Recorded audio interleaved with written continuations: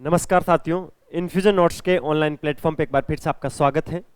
Daily के current affair के session में आज अपन 12 फरवरी 2025 का इंडिया का जो भी मोस्ट इंपॉर्टेंट करंट अफेयर है उसको डिटेल एनालिसिस और स्टैटिक्स जीके के साथ कवर करने वाले हैं। आप किसी भी गवर्नमेंट एग्जाम की तैयारी कर रहे हो, प्रत्येक एग्जाम की दृष्टि से ये क्लास बहुत इंपॉर्टेंट है। रेगुलर आपको डेली मेरी करंट अफेयर की क्लास पिछले 5 महीनों से मिल रही है। मैं आपको प्रतिदिन एक ही चीज़ बोलता हूँ, क्लास के साथ जो इस क्लास की पीडीएफ आती है उसको आप अच्छे से कवर कर लिया करो। पीडीएफ फ्री ऑफ कॉस्ट है। कहाँ पर मिलेगी?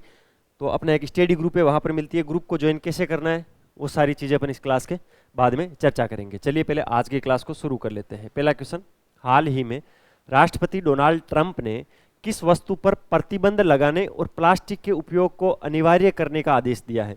बड़ा ही अजीबोगरीब आदेश आया एक, बोला कि प्लास्टिक को बंद मत करो, प्लास्टिक को तो यूज ही करना है। ऐसा किसने बोला है? अमेरिका के नए जो राष्ट्रपति बने हैं डोनाल्ड ट्रंप। लेकिन उन्होंने एक चीज पर प्रतिबंध लगाया है। किस पर लगाया है? इस क्वेश्चन के अंदर ऐसा पूछा है, वो है पेपर स्ट्रॉ। पेपर स्ट्रॉ आप समझते हो, पेपर से बनी हुई, जो हार्ड पेपर से बनी हुई एक नली आती है जिससे अपन कोल्ड ड्रिंक वगैरह पीते हैं। बोला कि इस पेपर स्ट्रॉ को बंद कर दो और इसकी जगह प्लास्टिक की स्ट्रॉ यूज लेनी है, और जो सिंगल यूज प्लास्टिक है उसको बंद नहीं करना है, उसका उपयोग ज्यादा करना है। ऐसा क्यों कहा सर? ऐसा भी हो सकता है क्या? तो बिल्कुल ऐसा हुआ है, क्योंकि इससे पहले जो बाइडेन थे उन्होंने ऐसी नीति दी कि सिंगल प्लास्टिक को यूज नहीं करेंगे और पेपर वाली स्ट्रॉ है उसका यूज करेंगे। लेकिन उस जो टारगेट उन्होंने दिया था, कि इन्होंने जो बिडेन ने, उनका पूरा एकदम विपरीत इन्होंने बोला है कि ऐसा नहीं करना। उन्होंने बोला वो तो गलत है, आपको क्या करना है? सिंगल प्लास्टिक को यूज करना है। ठीक है।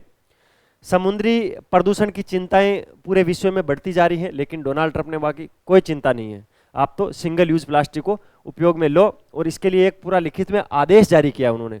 और जो ये पेपर स्ट्रॉ है उसको तो पूरी तरह से बैन करने की बात कही है। इसीलिए ये क्वेश्चन करंट अफेयर में इंपॉर्टेंट है।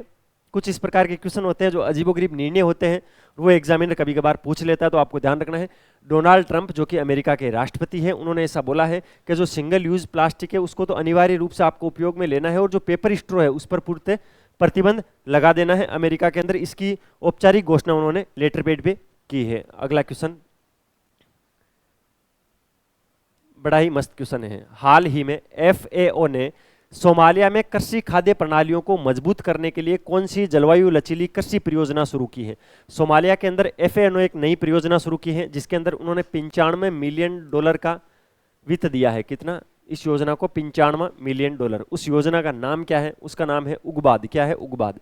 तो आपसे ऐसा भी पूछा जा सकता है, उगबाद क्या है? तो एक सोमालिया की कृषि क्षेत्र को मजबूत करने के लिए कृषि परियोजना है जिसके लिए $95 मिलियन का सोमालिया ने वित्त आवंटित किया है। ध्यान रखना है मैं क्या बोल रहा हूं। FAO ने सोमालिया की कृषि खाद्य प्रणालियों को मजबूत करने के लिए $95 मिलियन की 7 वर्षीय जलवायु लचीली कृषि परियोजना उगबाद शुरू की है। कितने वर्ष तक चलेगी ये उगबाद? ये चलेगी 7 वर्षों तक। ये चीज आपको ध्यान रखनी है। कितने वर्षों तक? 7 वर्षों तक ये चलने वाली है। ठीक है। सोमालिया के वर्तमान में जो उप प्रधानमंत्री हैं उन्होंने बोला कि खराब मौसम है और हमारी जो 65% आबादी है उसका भरण पोषण कृषि पर निर्भर है। सोमालिया की 65% आबादी, यानी 65% आबादी को भोजन तभी मिल पाएगा जब लचीले तरीके से सोमालिया में कृषि का उत्पादन होगा। गरीब देश है सोमालिया, पिछड़ा हुआ देश है, और वो कृषि पर निर्भर है। 65% आबादी, उसकी 65% आबादी का भरण पोषण ही कृषि पर निर्भर है। तो इसी के लिए उगबाद योजना चलाई है उन्होंने। किसके लिए? ये कृषि परियोजना है। किस देश की है? सोमालिया की। FAO ने इसके लिए $95 मिलियन का वित्त दिया है। ये पूरी घटना थी जो कि करंट की दृष्टि से इंपॉर्टेंट है। अगले क्वेश्चन पे चलते हैं। ये भाई स्पोर्ट के सेक्शन में इंपॉर्टेंट क्वेश्चन है। चेन्नई ओपन ATP चैलेंजर 2025 का खिताब किसने जीता? देखिए ये जो खिताब है चेन्नई ओपन ATP चैलेंजर, कल उसका फाइनल था और फाइनल जीता है केरियन जैकेट ने। किसने? केरियन जैकेट। इस नाम को आप याद रखना, इंपॉर्टेंट है। ये टेनिस का टूर्नामेंट है। किसका? टेनिस का टूर्नामेंट है, और ये जीता है केरियन जैकेट ने। चेन्नई ओपन इसको बोलते हैं, ATP चैलेंजर 2025। ठीक है। इनका पूरा नाम है फ्रेंचमैन केरियन जैकेट। फाइनल के अंदर स्वीडन के एलियास येमर को हराया था। किसको? येमर को हराया था। स्वीडन के है येमर, इनको फाइनल के अंदर हराया था। 2 सेट हुए थे, एक को तो 7-6 से जीता था, दूसरे वाले को 6-4 से जीता था। जैसे ही इन्होंने ये मैच जीता, इनको इस मैच में मिला क्या है? एक तो इनकी जो रैंकिंग आती है, ATP रैंकिंग आती है, उसके अंदर 100 अंक ATP के हासिल किए इन्होंने। इसके अलावा वित्त के रूप में इनको कितने मिले? $22,730 का चेक मिला है।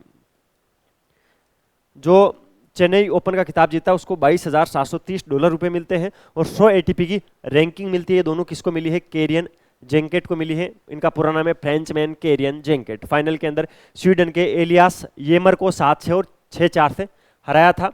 और ये इंपॉर्टेंट है टेनिस के अंदर, टेनिस स्पोर्ट के अंदर, इंडिया के अंदर तो यही होता है टेनिस के अंदर, तो बड़ा टूर्नामेंट है, याद रखना है। अगले क्वेश्चन पे चलते हैं।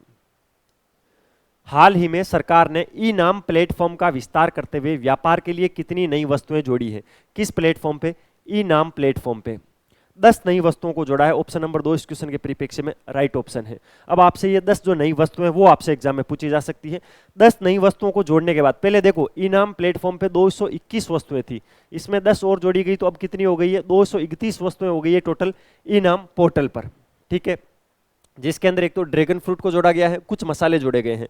अगर पूरी 10 वस्तुओं की बात करूं तो एक तो सूखी तुलसी की पत्तियां, बेसन जो चने के आटे से बनता है, बेसन आप जानते हो, गेहूं का आटा, चने का सत्तू यानी जो भुना हुआ चना होता है उसका आटा होता है, उसको चने का सत्तू बोला जाता है, सिंगाड़े का आटा हो गया।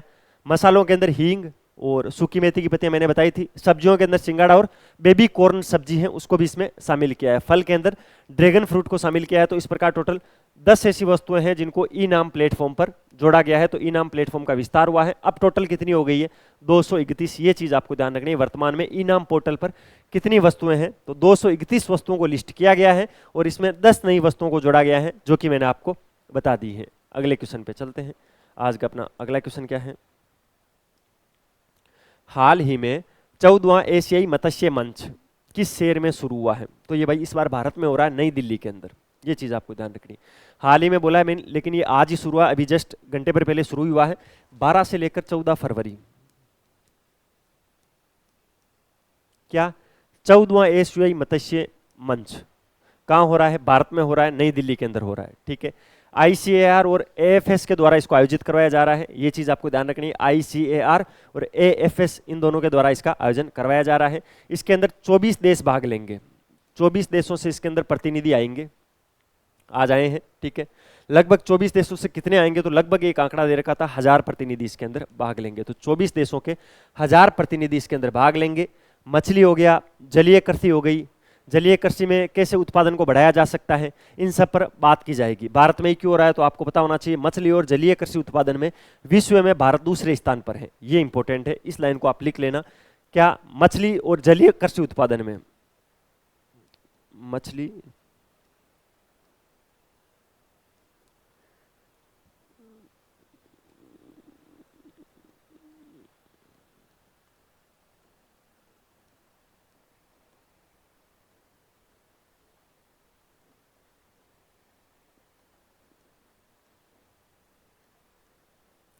मैंने क्या लिखा है? मछली और जलीय कृषि उत्पादन में भारत विश्व में दूसरे स्थान पर है। स्टैटिक्स में सीधा सीधा आपसे पूछा जा सकता है। और भारत नीली अर्थव्यवस्था के अंदर प्रगति कर रहा है। जो ये मछली पालन हो गया, समुद्र से जल से हमें जो भी प्राप्त होता है उसको अपन नीली अर्थव्यवस्था के रूप में जानते हैं। और भारत अभी दूसरे स्थान पर है और सबसे ज्यादा प्रगति की है पिछले कुछ वर्षों में भारत ने इस क्षेत्र के अंदर। तो 12 से लेकर 14 फरवरी तक 2 दिन नई दिल्ली के अंदर 14वां एशियाई मत्स्य मंच है जिसका आयोजन भारत करवा रहा है इस बार। इसके अंदर 24 देशों से 1000 प्रतिनिधि भाग लेने के लिए आएंगे। ये सारे फैक्ट है, इसमें से कोई सा भी फैक्ट एग्जाम में आपसे पूछा जा सकता है। इस चीज का आपको विशेष ध्यान रखना है। अगला क्वेश्चन क्या है? हाल ही में इसरो ने गगनयान मिशन के लिए किस क्रायोजेनिक इंजन का सफल परीक्षण किया है? इसरो है इंडियन स्पेस रिसर्च ऑर्गेनाइजेशन जिसको बोलते हैं। ये गगनयान मिशन के लिए भी कार्य कर रहा है और इस गगनयान मिशन के लिए क्रायोजेनिक इंजन का सफल परीक्षण भारत ने किया है। उसका नाम है CE-20। क्या है? CE-20 या CE-20 उसका नाम है। ये बहुत ही इंपॉर्टेंट शब्द है, इसको आप पकड़ लेना, एग्जाम में आएगा। ठीक है, साइंस और टेक्नोलॉजी के करंट अफेयर में ये मुद्दा इंपॉर्टेंट है। इसरो ने महेंद्रगिरी के अंदर LVM-3 के लिए CE-20 क्रायोजेनिक इंजन का वैक्यूम इंटीग्रेशन परीक्षण किया था। मैं क्या बोल रहा हूँ, ये परीक्षण हुआ कहां पर था? महेंद्रगिरी के अंदर हुआ था। LVM-3 का मतलब हुआ लॉन्च व्हीकल मशीन 3 के लिए। कौन सा इंजन? CE-20 क्रायोजेनिक इंजन है। ठीक है, वैक्यूम इंटीग्रेशन परीक्षण होता क्या है? उसके अंदर होता है कि इंजन को कई बार बंद किया जाता है, वापस स्टार्ट किया जाता है।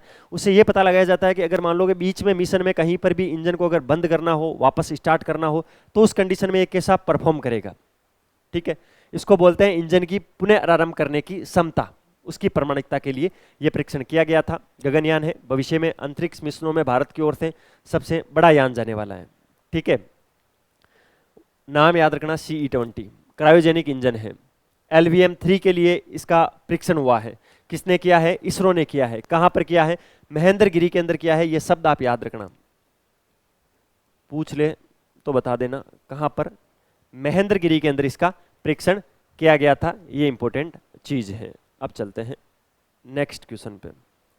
हाल ही में भारत ने किस प्रमुख तकनीकी क्षेत्र में अगला वैश्विक शिखर सम्मेलन आयोजित करने की घोषणा की है?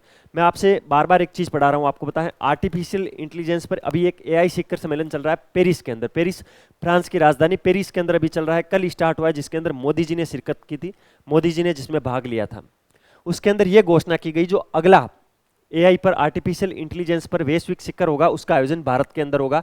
ये साफ साफ कल के उस आयोजन के अंदर चीज कही गई थी। ठीक है, तो प्रधानमंत्री मोदी ने राष्ट्रपति मैक्रो के साथ पेरिस के अंदर AI शिखर सम्मेलन की सह अध्यक्षता की थी, जो कि कल मैंने आपको पढ़ाई थी। ठीक है, इसके अंदर AI शासन और इसके भविष्य को आकार देने में भारत की जो भूमिका थी उस पर जोर दिया था मोदी जी ने। और फ्रांस ने फिर ये घोषणा की कि जो अगला ये कार्यक्रम होगा AI पर शिखर सम्मेलन होगा वो भारत के अंदर आयोजित होगा। कल जो शिखर सम्मेलन हुआ था उसके अंदर 5 विशेष विषयों पर बात की गई थी। 5 विषय कौन कौन से थे? आपसे एग्जाम में ये पूछे जा सकते हैं भाई। ठीक है, सार्वजनिक सेवा में AI, कार्य का भविष्य, नवाचार और संस्कृति, AI में विश्वास और AI वैश्विक शासन।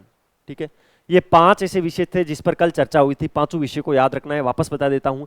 सार्वजनिक सेवा AI, कार्य का भविष्य, नवाचार और संस्कृति, AI विश्वास और AI का वैश्विक शासन। ये 5 विषय थे जिन पर कल चर्चा हुई थी। और जो अगला आर्टिफिशियल इंटेलिजेंस पर वैश्विक शिखर सम्मेलन होगा वो भारत के अंदर होगा। फ्रांस ने कल इसकी घोषणा की है। ये इंपॉर्टेंट चीज है, ये आपको ध्यान रखनी है। अगला क्वेश्चन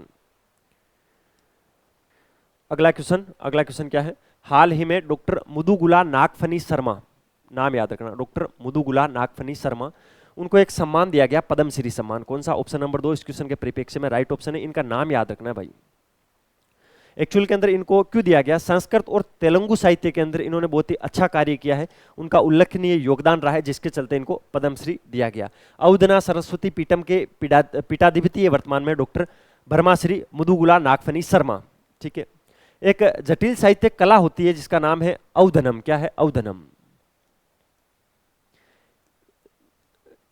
बौद्ध साहित्य की कला है औधनम, वो समाप्त हो गई थी, उसको पुनर्जीवित करने में इनका विशेष योगदान रहा है। ठीक है, तो इसके विशेष ध्यान रखना है, औधनम शब्द का विशेष ध्यान रखना है। डॉक्टर मुदुगुला नागफनी शर्मा को पद्मश्री दिया गया है।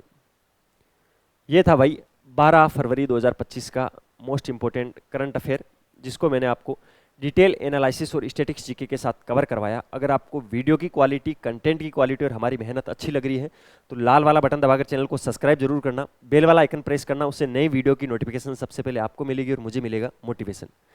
ये PDF कहाँ पर मिलेगी? तो ये नंबर है 9887809083। आपको इस पर कॉल या मैसेज करना है कि सर आपके जो डेली करंट अफेयर की क्लास होती है उसके में PDF चाहिए, फिर आपको डेली की daily free of cost PDF मिल जाएगी, क्योंकि आपको एक ब्रॉडकास्ट चैनल के अंदर हमारी टीम ऐड कर देगी। मिलते हैं कल फिर नए सेशन के साथ, तब तक अपनी तैयारी जारी रखो, अपने स्वास्थ्य का ध्यान रखो। टेक केयर, जय हिंद।